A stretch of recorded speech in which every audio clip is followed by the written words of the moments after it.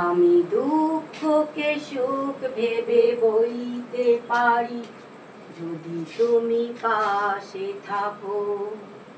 আমি দুঃখকে সুখ ভেবে বইতে পারি যদি তুমি পাশে থাকো। দৈনকে হাসি মুখে সইতে পারি যদি তুমি পাশে থাকো। দৈনকে হাসি মুখে সইতে পারি যদি তুমি পাশে থাকো।